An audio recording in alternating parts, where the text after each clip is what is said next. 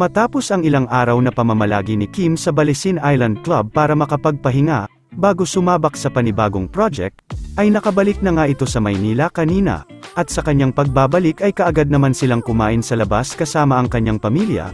Marami naman ang talagang nag-aabang kung kabilang ba si Kim sa mga dadalo sa gaganapin mamaya na Star Magical Christmas. Samantala, ipinagdiriwang din ngayon ang kaarawan ng kanyang pamangkin.